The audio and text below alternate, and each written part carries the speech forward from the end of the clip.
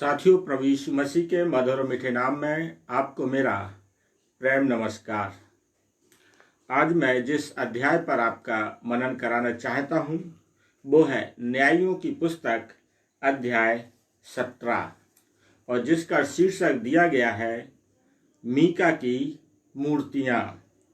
इस अध्याय में 13 पद हैं और इस पर मैंने 2 दिन मनन किया और बहुत सी बातें खोजना चाही तो ज़्यादा मुझे कुछ नहीं मिला।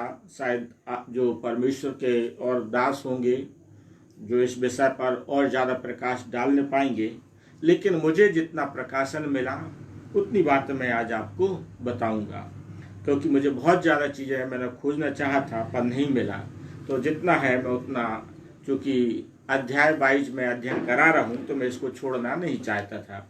और एक बात मैं स्पष्ट बता देना चाहता हूँ कि हर अध्याय का प्रकाशन मैं करा सकूँ ये संभव नहीं है, पर परमेश्वर की अगुवाई और परमेश्वर की दया बनी रहेगी। तो मेरी कोशिश यही है कि हर एक अध्याय पर आपका मनन कराऊं, लेकिन परमेश्वर की अपनी योजना होती है। तो हम जो न्यायियों की पुस्तक अध्याय 17 में देखेंगे और शीर्षक दिया गया है मीका की मूर्ति। और जब आप 15वें अध्याय को पढ़ेंगे तो 15वें अध्याय के अंतिम पद में लिखा है, जो शिमशोन था उसने इस्राएल पर 20 वर्ष तक राज किया। और उसके बाद जो घटना चलती है वो पद 17 में हम देखते हैं, 17वें अध्याय में हम देखते हैं। और जब आप 17 अध्याय के पद 6 को आप पढ़ेंगे तो वहाँ पर एक बात लिखी है जिसे मैं आपके सामने पढ़ देना चाहता हूँ, क्योंकि सारी घटनाक्रम जो 17 अध्याय में है वो उसी को आधार मान के हम चलेंगे। जहाँ इस प्रकार से लिखा है, उन दिनों में इस्राएलियों का कोई राजा न था, जिसको जो ठीक जान पड़ता था वही वह करता था।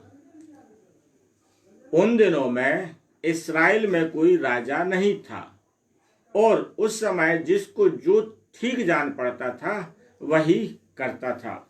तो 17वें अध्याय के अब हम जब पहले पद को पढ़ेंगे तो वहां पर जो घटना चालू होती है वो इस प्रकार से होती है। एफ्रेम के पहाड़ी देश में मीका नाम का एक पुरुष है और उसने अपनी माता से कहा, जो 1100 टुकड़े चांदी तुझसे ले लिए थे उनके विषय में तूने मेरे सुनते शाप दिया था। और इसके बाद हम देखते हैं कि ये व्यक्ति अपनी माता को बोलता है कि वो जो 1100 चांदी के टुकड़े हैं वो मैंने ले लिए।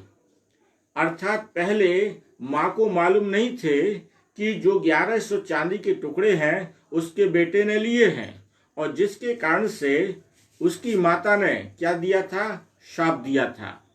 और एक माँ अपने बच्चे को शाप नहीं देती है, बच्चे गलत करते हैं, बुरा करते हैं तो एक माँ इस बात की अपेक्षा करती है और एक माँ अपना प्रेम फिर भी अपने बच्चे पर बनाए रखती है। उसे डांट सकती है, उसे पीट सकती है, लेकिन उसे श्राप नहीं देती है।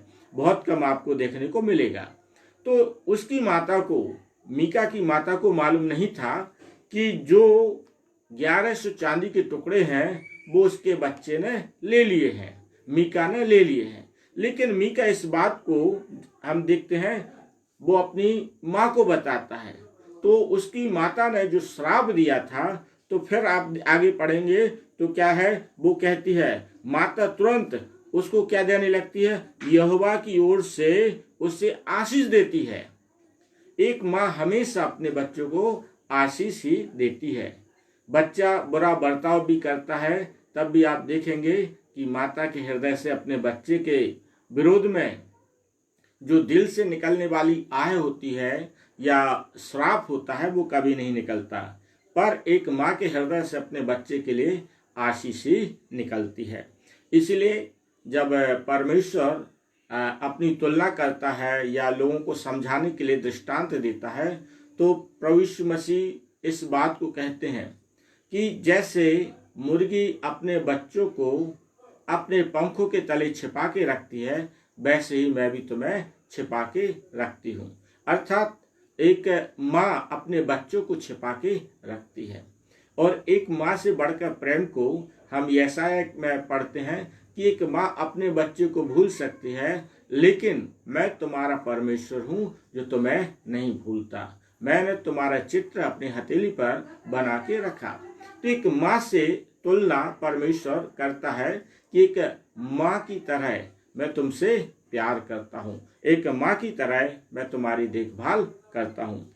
तो यहाँ पर भी जो मीका की माता को जब ये एक्सेप्ट करता है कि मैंने जो चांदी है वो मैंने रख लिए हैं, तो ये माँ उसके लिए क्या करती है, आशीष देती है।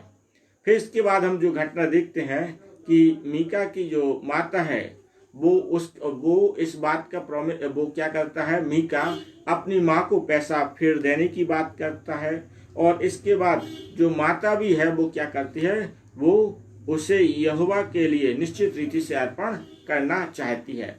तो यहाँ तक तो सारी बातें इस अध्याय में बड़ी अच्छी लगती हैं कि एक माँ है और एक उसका बेटा है, और इनका एक आपसी जो कहीं कंफ्यूजन रहा होगा, जिसके कारण से माँ ने श्राप दे दिया लेकिन बच्चे ने स्वीकार कर लिया, तो उसको क्या करते हैं कि उसको आशीष में बदल देते हैं। तो इस बात को हमें और आपको समझने की आवश्यकता है। ये एक माँ और बच्चे के प्रेम के विषय में बताया गया है। इसके बाद और जो चीज मुझे और आपको समझना भी चाहिए कि हमारा जो ऐसा अपने परिवार में ऐसा अच्छा सामंजस्य होना चाहिए। लेकिन इसके बाद इस मीका के परिवार में जो हमें देखने को मिलती है वो बुराई देखने को मिलती है।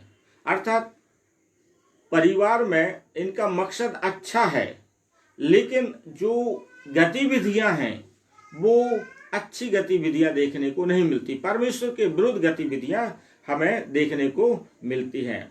और उसका कारण है, जैसा मैंने बताया कि इस्राएल में कोई राजा नहीं था और जिसको जो अच्छा लगता था लोग वो करते थे। अर्थात कोई राजा नहीं है और कोई न्यायी नहीं है, कोई मार्गदर्शन देने वाला नहीं है। जब मार्गदर्शन देने वाला नहीं रहता है तो समस्या यही होती है कि क्या सही है क्या गलत है उसका निर्णय नहीं ले पाते, और जिसको जो अच्छा लगता है वो करते हैं। यहाँ पर भी इनको जो अच्छा लगा इन्होंने किया। और फिर क्या देखते हैं, जो 1100 चांदी के टुकड़े हैं, तो आप पद 3 से आप जब आगे पढ़ते जाएंगे तो फिर उन्होंने क्या किया, उन 1100 जो चांदी के टुकड़े हैं उससे क्या किया, मूर्ति खोद कर बनाई, दूसरी मूर्ति ढालकर बनाई गई। जबकि परमेश्वर का वचन इस बात को स्पष्ट कहता है, तो मुझे छोड़ दूसरों को ईश्वर करके ना बनाना। और जब दूसरी आज्ञा पढ़ते, तू अपने लिए कोई मूर्ति खोद कर नहीं बनाना, कोई मूर्ति बनाना ही नहीं है। उदाहरण के लिए यदि आप इस बात को समझ सकते हैं कि आज भी यदि आप प्रभु यीशु मसीह की जो फोटो घरों में टंगी रहती है वो बाइबल के हिसाब से सही नहीं है, पर वो हम इसीलिए कई लोग टांगे रहते हैं कि थोड़ा सा लोगों को समझाने के लिए कि प्रभु यीशु मसीह संसार में आए थे और उनका एक आकृति जो लोगों को एक दिमागी रीति से संतुष्टि प्रदान करता कि हाँ इनके पास भी ईश्वर है, इनके पास भी परमेश्वर है। लेकिन जो फोटो है और जो मूर्ति है वो परमेश्वर नहीं है, और वो भी बाइबल के हिसाब से क्या है, गलत है। क्योंकि वो किसी एक्टर की, जिसने प्रभु यीशु मसीह का रोल किया है, वो उस एक्टर की फोटो है, वो प्रभु यीशु मसीह की फोटो नहीं है। लेकिन एक लोगों के दिमाग में छवि कि प्रभु यीशु मसीह कैसा होगा उससे संबंधित समझने के लिए लोग कर लेते। क्रॉस टांगे रहते, क्रॉस भी यदि देखा जाए तो बाइबल के हिसाब से वो क्रॉस टांगना या क्रूस लगाना वो गलत है। लेकिन ये हम एक प्रतीक के रूप में प्रभु यीशु मसीह क्रूस पर चढ़ा था तो वहां तक तो ठीक है, परंतु जब क्रूस को आप इस बात को मान लेते हो कि ये मेरे लकड़ी का क्रूस है, ये सोने का क्रूस है, ये चांदी का क्रूस है और इसके द्वारा ही सामर्थ्य के काम होते हैं, क्योंकि कई बार क्या होता है, लोग क्रॉस को लेके बीमार पर रख देते हैं, कई बार उसको उस रूप में इस्तेमाल करते हैं कि इसको छूने से आपको आशीष मिल जाएगी, चंगाई मिल जाएगी, दुष्ट आत्मा भाग जाएगी। कई बार लोग परमेश्वर के वचन बाइबल को सोते वक्त सिर के नीचे रख लेते। क्यों रख लेते हैं? कि दुष्ट आत्मा नहीं आएगी, बुरे सपने नहीं आएंगे। ये सारी चीजें बिब्लिकल रीति से गलत हैं, क्योंकि परमेश्वर का वचन इस बात को स्पष्ट कहता है, तू मुझे छोड़ दूसरों को ईश्वर करके ना मानना। तो आपको कोई मूर्ति ना खोद कर बनाना है, ना ढाल के बनाना है, और ना ही आप इस बात को सोचिए कि क्रॉस के कारण से आपका बचाव हो जाएगा। क्रॉस से बाइबल से संबंध नहीं है।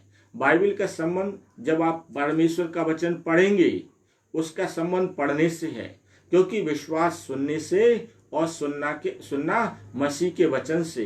तो जब आप बाइबल पढ़ेंगे, उससे आपके अंदर विश्वास उत्पन्न होगा, और जब वो विश्वास उत्पन्न होगा, वो आपके लिए आश्चर्य कर्म का कारण बनेगा। क्योंकि प्रभु यीशु मसीह ने जब इस संसार में थे, लोग प्रभु यीशु मसीह के पास आए, तो प्रभु यीशु मसीह ने क्या कहा? तेरे विश्वास के अनुसार तेरे लिए हो जा। तो बाइबल सिर के नीचे रख के सोने से आश्चर्य कर्म नहीं होते। बाइबल को पढ़ने से और उसको विश्वास के साथ ग्रहण करने से और उसमें लिखी हुई बातों को मानने से, और जो विश्वास करते तो विश्वास के अनुसार आपके जीवन में आश्चर्य कर्म होते हैं। यही बात क्रूस की है कि क्रूस को आप टांग लेंगे, तो टांग लेने से ये नहीं कि आप पवित्र हो गए। क्रूस पर आप टांग सकते हैं, क्रूस के छूने से चंगाई होगी, ऐसा नहीं है। क्रूस आपके हृदय को छूना चाहिए, हृदय को छूना चाहिए क्रूस, कि हमारा प्रभु यीशु मसीह कलवरी के क्रूस पर मेरे पापों के लिए बलिदान हुआ। ऐसा क्रूस आपको छूना चाहिए।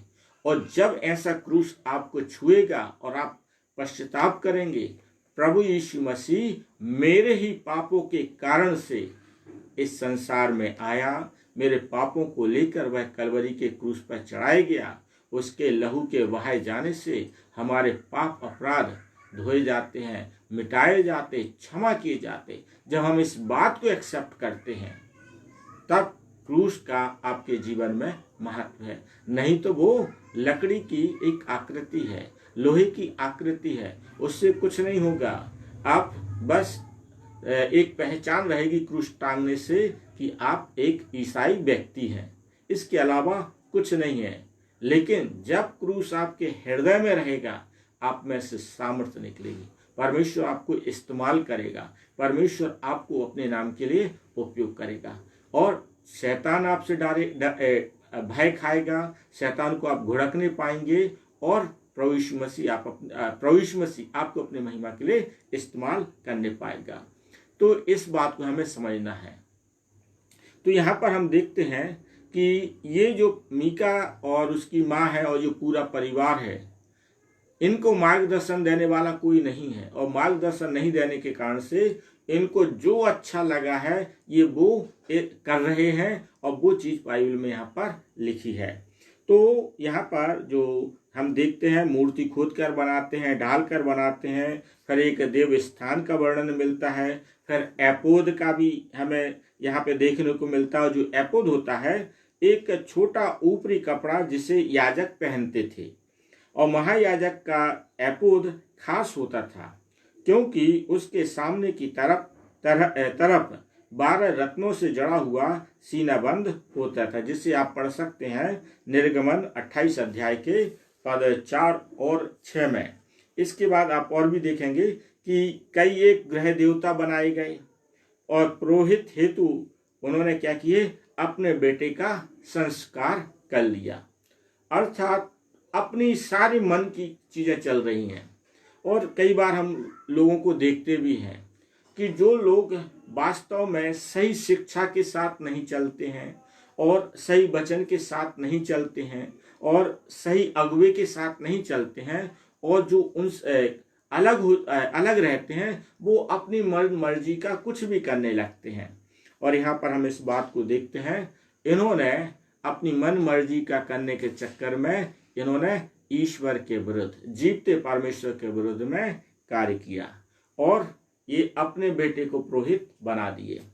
तो कई बार हम आज भी संसार में देखते हैं कि जो 1100 चांदी के टुकड़े हैं, ये इस बात का प्रतीक है ये परिवार सक्षम परिवार है, ये कमजोर परिवार नहीं है। तो जब ये सक्षम है तो इन्हें इस बात का विचार आया कि चलो हम ईश्वर की महिमा करें, जय जयकार करें। तो ये ईश्वर के लिए, प्रभु यहोवा के लिए जो 1100 चांदी के टुकड़े अर्पित तो किए, लेकिन अर्पित किस रूप में कर दिए? इन्होंने मूर्ति ढाल कर बनवा दी और ये सब मूर्तियां ढाल के बन गई और फिर क्या कर दिए?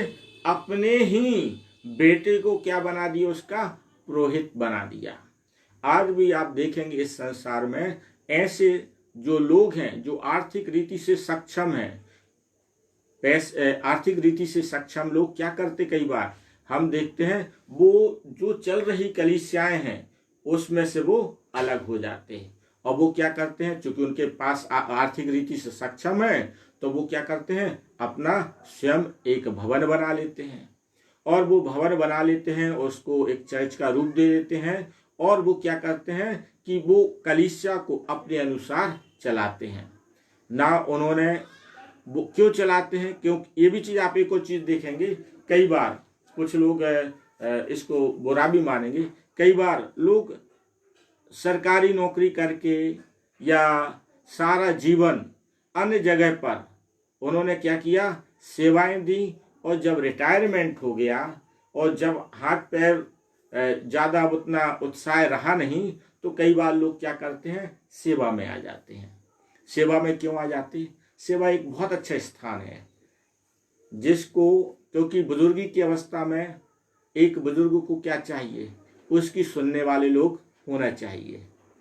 तो सेवा में जब आप ऐसे लोग आ जाते हैं तो उन्हें ऑटोमेटिक सुनने वाले लोग मिल जाते हैं। इसके बाद क्या चाहते, सम्मान चाहते हैं। सेवा में आने से सम्मान मिल जाता है, सेवा में आने से उनकी पूछ परख बढ़ जाती, रिस्पेक्ट बढ़ जाता है और बहुत सी चीज़ों का लाभ मिल जाता। तो आप ऐसे लोगों को भी देखेंगे इस संसार में, पूरा जीवन अपने परिवार के पालन पोषण करने के लिए, बच्चों की व्यवस्था जुटाने के लिए, बच्चों के लिए अच्छी नौकरी चाकरी लगाने के लिए सांसारिक रीति से जितना कमा सकते थे उसमें लगे रहे और जब इस अवस्था में पहुंच गए कि जिनके लिए उन्होंने सब कुछ किया है अब वो उन्हें नहीं पूछ रहे, तो सेवा में आकर वो इस चीज को पाते हैं। शायद ये कुछ लोगों के लिए बुरा लग सकता है लेकिन सच्चाई है। तो सेवा जो है इस रूप में नहीं होना चाहिए कि इसके कारण से हमें सम्मान मिले। वो तो बाइबल कहती ही है अपने विश्वासियों से कि जो वचन के सुसमाचार सुनाने में, वचन की शिक्षा देने में रहते, वो 2 गुने आदर के पात्र होते हैं। और मैं आपसे भी कहूँगा आपको आदर करना है। लेकिन ऐसे लोग होते हैं जो सब चीज़ें संसार में पूरा निचुड़ गए और इसके बाद सेवा में आकर सम्मान पाना चाहते हैं और ऊपर से कई बार आलोचना भी करते हैं उनकी जवानों की जो सेवा में लगे रहते हैं। तो यहाँ पर हमें यही दिखता है कि आर्थिक रीति से संपन्न होने के कारण से ये अपना सब कुछ, अपने घर को एक प्रकार से पूरा देव स्थान बना लेते हैं और वो क्या करते हैं, पूजा जो उनका ग्रह देवता वगैरह सब बैठा देते हैं और अपने बेटे का ही क्या करते हैं, पुरोहित होने के लिए संस्कार कर देते हैं। तो हमें यहाँ पर ये देखने को मिलता है। आज भी हम कई बार देखते हैं कि सेवा को भी किस रूप में लिया जाता है। ये सच्चाई है कि संस्था खुल गई, एक सेवा का कार्य चल रहा है, तो पिता क्या करता है, पिता ने, क्योंकि पिता की बुलाहट थी तो उस पिता ने एक सेवक की रूप में बुलाहट थी, उसने जी जान लगा कि प्रभु की सेवा करते हैं और जब प्रभु की सेवा किए तो प्रभु ने उन्हें बहुत आशीष दे दी। और इसके बाद वो सेवक भी क्या करते कई बार कि हमने इतना सेवा किया है तो वो क्या करते, अपने बच्चों को भी क्या चाहते हैं, विरासत में अपनी सेवा देना चाहते। तो विरासत में सेवा तो दे देते हैं, लेकिन विरासत में बुलाहट नहीं दे पाते। और जब बुलाहट नहीं दे पाते तो हम देखते हैं चर्च जो है, एक समय ऐसा आता कि चर्च वो टूटता जाता। आप कई बार देखेंगे जो मिशन संस्थाएं हैं, मिशन संस्थाओं का टूटने का कारण क्या है?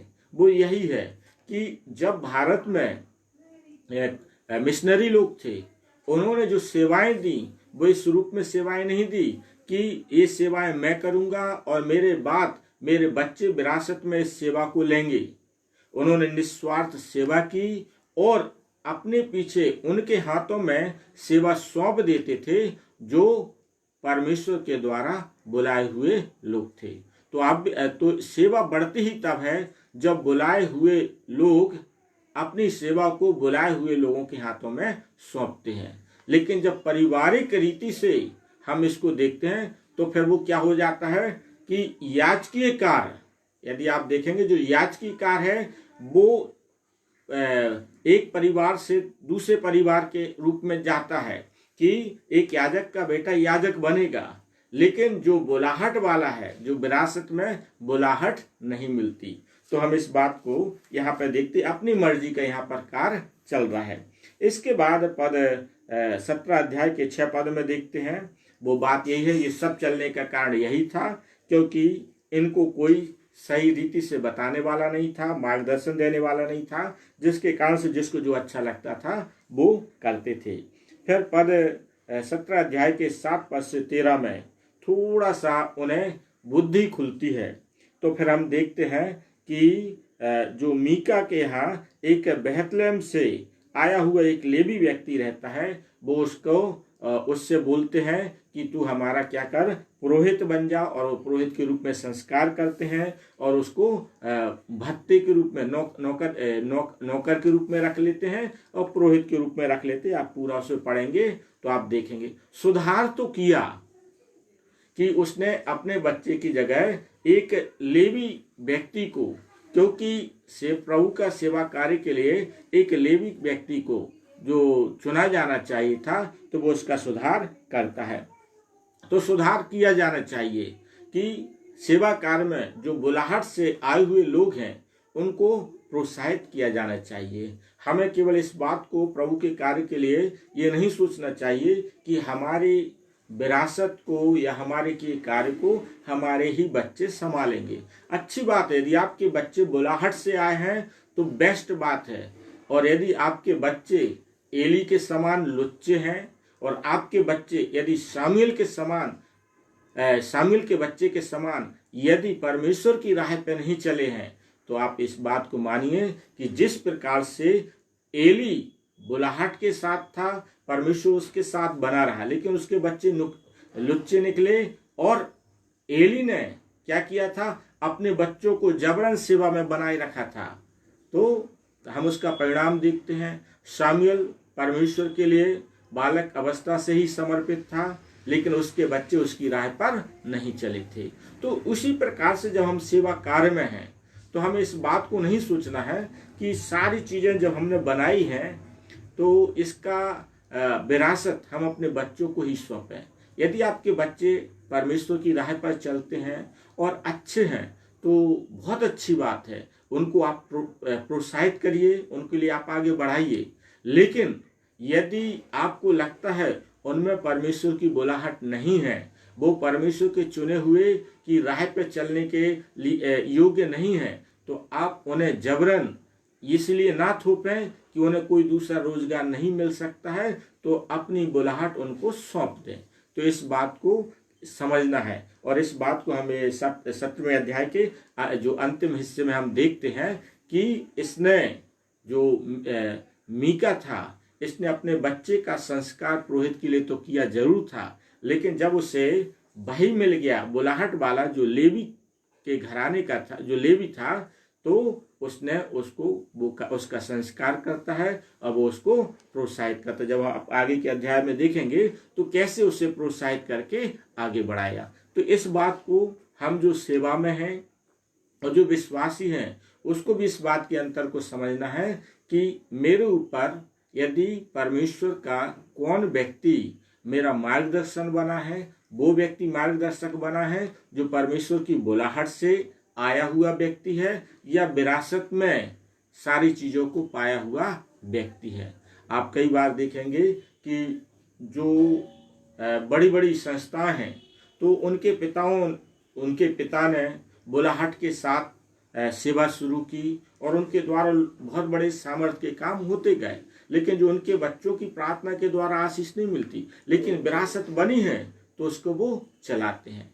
तो ये विश्वासियों को भी इस चीज़ को समझना है कि जो बुलाए हुए लोग हैं उनके द्वारा परमेश्वर आशीष दे रहा है तो उन्हें आगे बढ़ाना है, उन्हें प्रोत्साहित करना है। लेकिन जो विरासत लेके चल रहे हैं तो इस बात को नहीं कि उनके पापा और उनके माता जी के द्वारा हम उनके पीछे आंख बंद करके चलें, क्योंकि प्रभु का कार्य विरासत से नहीं बुलाहट से होता है। परमेश्वर अपने वचन के द्वारा मुझे और आपको आशीषित करे। प्रार्थना में जाएंगे। हमारे परम पवित्र सामर्थी परमेश्वर यहोवा, प्रभु यीशु नासरी के नाम से एक बार फिर आपके पास आते हैं। हम धन्यवाद देते हैं जीवन की तमाम आशीषों के लिए जो प्रभु आपने हम सबों के लिए प्रदान की हैं। प्यारे खुदा बाप, हम प्रार्थना करते हैं हम अपने उन सब विश्वासियों के लिए जो प्रभु इस वीडियो को प्रभु वाच करते हैं, जो प्रभु संदेश को सुनते हैं। प्यारे खुदा बाप, हमारी प्रार्थना विनती है आप उन पर अपनी दया बनाए रखिए, अपनी करुणा बनाए रखिए, आपका अनुग्रह उनके साथ होने पाए और शैतान की हर एक शक्तियों से युक्तियों से आप हमारे प्रिय लोगों को बचाए रखिए। इनके घर परिवार पर आपकी छाप बनी रहे, आपके पवित्र लहू का बाड़ा बना रहे, पवित्र स्वर्गदूतों का घेरा बना रहे, ऐसी हम सामर्थ्य मांग लेते हैं। हम प्रार्थना करते हैं इनके कार्यों पर आपकी आशीष और बरकत हो, आपका अनुग्रह बना रहे। प्रभु हम प्रार्थना करते हैं क्योंकि प्रभु आपने अपने दासों को अधिकार दिया है। आपके दास होने के नाते आपकी आशीषें हम अपने प्रिय लोगों के जीवन पर मांग लेते हैं, आपका कल्याण मांग लेते हैं, शैतानिक हर एक शक्तियों से छुटकारा मांग लेते हैं, आपका अभिषेक इनके जीवन पर मांग लेते हैं। ऐसा अनुग्रह आप प्रदान कीजिए। हाँ प्रभु, आपने हमारी प्रार्थना को सुना है, हमारे प्रिय लोगों को आशीषित किया, इसके लिए धन्यवाद देते हुए प्रार्थना प्रभु यीशु नासरी के नाम से मांगते हैं। आमीन, आमीन, आमीन। परमेश्वर आप सबों को बहुतायत से आशीषित करे। यदि आपके पास कोई प्रार्थना का निवेदन रहता है, आप कमेंट्स बॉक्स में लिखेंगे तो मैं निरंतर उन्हें प्रार्थना में याद करता रहूँगा। धन्यवाद। परमेश्वर आप सबों को आशीषित करे।